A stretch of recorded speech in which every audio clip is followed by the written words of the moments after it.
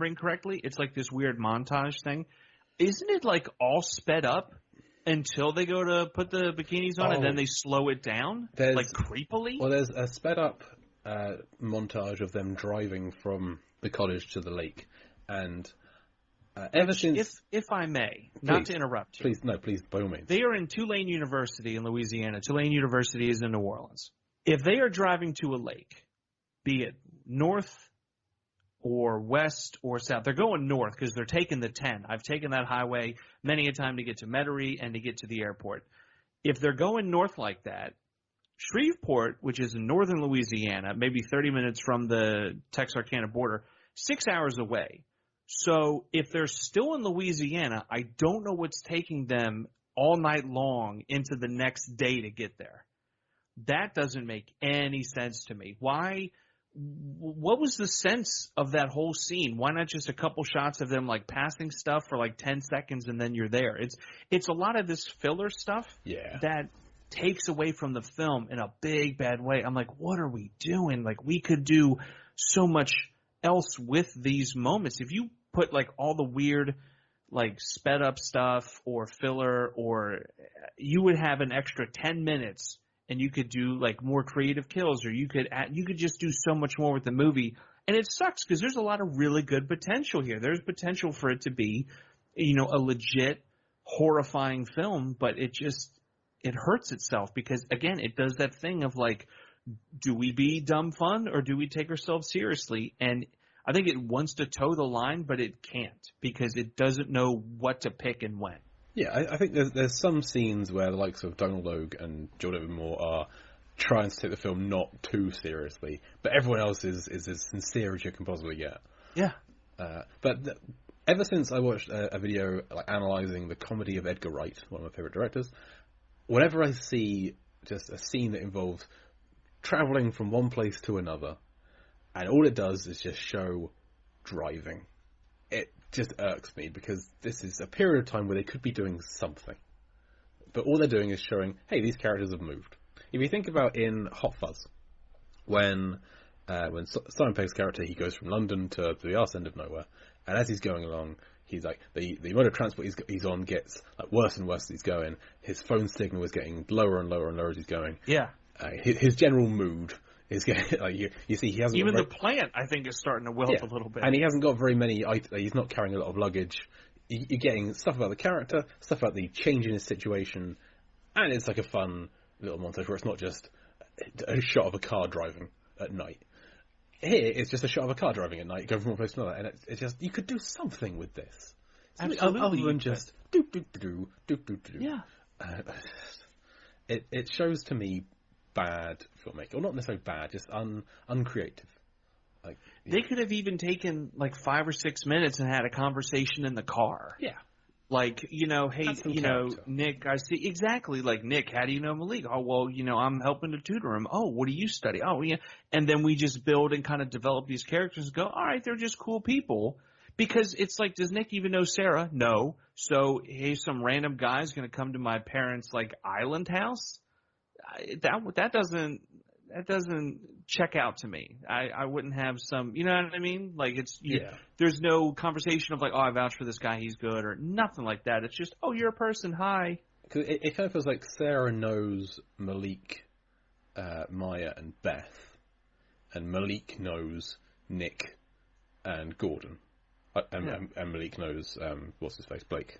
So it's just this group of random people. Yeah, they could have some kind of get-to-know-you situation in the car, or more time in the boat, maybe. But what I... Sorry, Mark. Listening to this and not hating this film. I didn't like the first 25, 30 minutes. Is all just one bait-and-switch gotcha moment after another. I feel like, where Malik storms into Nick's dorm and like, you promised to tutor me, and I wanted to do well on my exam, and...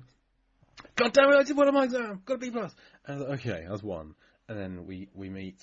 Then there's the phone call between Beth and Maya, and Beth is... Yeah, with the tattoo, yeah. It's like, she's like, what are you doing? And I was like, what's his name? And I don't know, I didn't catch his name. But he'll be done in 15 minutes if he knows what he's doing. And it's like, okay. And then she's like, okay, do me. And it pans up and it's a tattoo. And it's like, okay, and the bait and switch. And then we go to the life drawing, and we go to one of the girls in the class who's drawing him, And you think, okay, this is going to be the character we meet, and then it cuts up to the guy, to Blake, and he winks at her, and then we never see that girl again. Not so much for bait and switch, but still a little bit of a con, kind of. And then when they're in the boat going to the lake house, Donald Logue shows up, and he's chasing them because they're speeding, and Sarah speeds up. And they're trying to make us think, oh, she's a bit of a wild girl, she's going to get in trouble. But no, Donald Logue's just a friend of hers. And this is a game they do. They're racing. And it's just one thing after another. It's like bait and switch. And then, so when it comes to the rednecks secretly being villains, and then Donald Logue secretly being a villain, I was like, this is the 6th or 7th twist at this point. You lost me a long time ago. Yeah, and at this point, like, I just don't care. At some point, it became a thing where I started to pause. I'm like, okay, 40 minutes left. Okay, 25 minutes left. And it's not a long almost film. there. It's not, but it's terrible when that starts to happen. Like, you don't want to see it happen, but it just does. And it's so hard. I try to focus so hard. I try not to worry about it, but the film just takes you out so much. You get excited when the sharks start to show up and stuff, but even then you're just like, I know how it's going to go. Like, it's not – you know all the beats before they happen, and sometimes that's fun. Because a film can subvert that and really challenge you and be like, oh, well, you thought. But this film just doesn't do that. Like, what is it? In the 70s, when something horrific happened, bang, the music came in with it. Well, now they know the audience has gotten smarter, so they take the music away. Like, they adapt and they changed to the audience. But with this, it's just like, yeah, they know what's going to happen. Let's just give it to them anyway. It's like, I can understand if it felt good. Like, if it was like, yeah, like it was just a very pleasing or like successful thing, but it doesn't. It's just like, okay, what? All right, can we get to the next one? Can we get to the next one? It's just boring and flat, and it shouldn't be. They're wakeboarding. They're in boats. There's a boat chase. Like, there's so much happening, but it's just like, who cares? After a while, I'm like, I don't care. Like, I don't care when Malik gets his arm bit off. I feel bad. You know what I mean? He's representing the 410, and here I am, living in the 410. Right, and at one point he says, West Baltimore rules. You take one of ours, we take one of yours. Or, yeah. And I was like, he's from Baltimore. Okay. Good. And I was born and raised on the east. You've met me. I'm born and raised on the east side of the county, so not really hardcore repping the 410, if you will. But when he said west side, Bethany was like, "Yeah, that's right." I'm like, "You were on the west side of the county. Like, you're closer to living in like Carroll or Howard." She's like, "It's still the west side." But no, the west side of Baltimore is not a great place. Like, truly not great. Yeah, well, I mean, I liked the bits of Baltimore that I've seen, but I don't think I went to the west side. So, yeah. No, you were on the east side. Yeah. Not the tourist side. You were in, like, the cool fun patches side. Okay. But yeah, sorry, I've got the film playing in the background as we're talking, and yeah, they've got to the bit where they get to the house, and it is all sped up until Beth and Maya go and get changed, and it does slow down to normal speed for just the period of time where they're getting changed, and it speeds up again straight afterwards. As soon as the bikini tops are on, speeds up again. What the hell? And then there's that weird, like, walk back and forth reverse shot when Sarah's character is walking to her chair across the pool. They do it 3 times. I'm like, what? It's a strange directorial choice. But fine. Okay, so, yeah, as you mentioned, Malik gets his arm bitten off. They go wakeboarding. He can, like, feel something's hitting his board. And he disappears into the water. And where's he gone? And then one arm stumbles up to the shore where Sarah is, and he's just got this dripping sleeve where his arm used to be, and that's pretty cool. That's a pretty cool, like, this character survived and he's someone out with one arm gone, as a reveal. I thought he was just gone. I thought he was just dead. The same thing. So that surprised me, and I liked that. That's a positive. There we go. We found one. And the effects work isn't that bad for his arm. Well, Walt Conti did the effects for this film, and he did the effects for a little film called Deep Blue Sea. So, hooray! There we go. Another connection. I don't know if he just did the shark stuff. I didn't see a lot of practical shark effects in this film. So maybe later on in the scene that we'll talk about then, maybe, but even then, it's not bad. For of its time, was it 2011? Yeah, of its time, it's not bad. He was the animatronic effects supervisor, so they were animatronic effects. Mm-hmm. I just got to the bit of the film where I realised why I wanted Blake to die, because it's when he's spraying his tanning spray onto his genitals out in public. He's sprayed everything, gone out to where everyone can see him, and then decided to lift his shorts and spray down there. Mm-hmm. As you do. Whilst Gordon and Beth are playing beer pong. I mean, that's what I do. I don't know about you, Jack. I have never spray tanned. I never planned to. If I did, I would not focus on that area. It's not a public area, shall we say. The few people who see that don't care what colour it is. This has gone a weird direction. Oh, yeah, a little bit, right? Not overly comfortable with it, but fine. So Malik, his arm was bitten off. He makes it to the shore. Everyone goes to shore, and Nick, who I keep wanting to call Ted, because he's character from Schitt's Creek, Dustin Milligan, he's a medical student. He is the closest one there to know what to do. Not a doctor yet, but he's getting there. And when that happens, I forgot that quick that he's a medical student. They even tell you Jump Street, like, yeah, I'm studying for these tests. I got this exam. I got that going.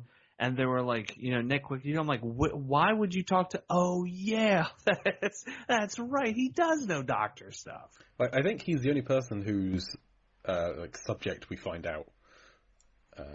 We may find out. I don't know. I wasn't. But he tries to help Malik, and he realizes at one point, gonna need that arm. Which I'm thinking, isn't the arm in the shark? Yeah, right. But he is just willy-nilly searching around in too clear of water. Right. There is no way. This is a lake in which, whenever we see shots from underwater, it is mostly green, which is unusual for these kinds of films. But yeah, during the arm finding scene, it's perfectly clear. He can see what he's doing. But also, he doesn't tell anyone what he's doing. He's helping Malik. He's helping everybody. He's got Blake's putting pressure on. Gordon's off trying to find a stick to use as a splint. Everyone's like digging in, and he just stands up and runs away. And I'm thinking, you can't be looking for the arm. You should, if you need someone to find the arm, just tell somebody else to go look for the arm. Yeah, because send two people over there. But I suppose he's putting himself in danger rather than somebody else, because there is a shark in the water. He doesn't know it at that point. He knows that something happened. Maybe they think that somehow he ran over with the boat and they cut the arm off. Which, to be fair, might have happened. Does Malik confirm that it was a shark at some point? Am I thinking too much about this film? I think I am. I mean, he's got to, but then again, he is so far away when he falls, and even when they loop back around, they're not really anywhere near where he was. Like, he would have to be floating towards the top. Yeah. You know what I mean? And that's the inboard motor on a boat, so it's going to be obviously inside of the boat with just the propeller sticking out. It's not like it's an outboard where you have a lot more space to cover and work with. Like, you would have to be really close to that boat. Yeah, which makes me think maybe the shark bit off his arm, spat it out as bait, hoping that, again, this is deep blue sea, super smart sharks, where he's expecting somebody's going to need to come back in for this arm. I could eat this whole guy now, or I could wait for somebody else to sort of jump in the water and I eat them. Probably not. This is just a little blind spot. I like it. A little plot hole that we. I like it. It adds intrigue and excitement to the film that is lacking in both. So Nick miraculously finds the arm, brings it out, and they're like, "We got to get to the mainland, to the hospital. It's 2 hours away. It's going to take about 2 hours." So he, Sarah, Malik, and Maya head off. There's some when Nick is getting the arm, the shark appears, chases him to the dock. Nick just about makes it because he's the hero of the film. And the shark takes out the stairs. But then they get in the boat, head off. On the way, there's some turbulence. Maya falls off the boat because she is standing up in a small boat going across choppy water. So it's going to happen. And we never see Maya again. She's gone. But because there is a shark, everyone's quite concerned about what's going to happen. And during the ruckus, they drive the boat into some explosives. And the boat blows up. And they're now stranded with no boat to get to safety. Yeah. It's stupid. Everyone's stupid. Pretty much. They're just a bunch of dummies. I get it. It's an intense situation. But also just a bunch of dummies.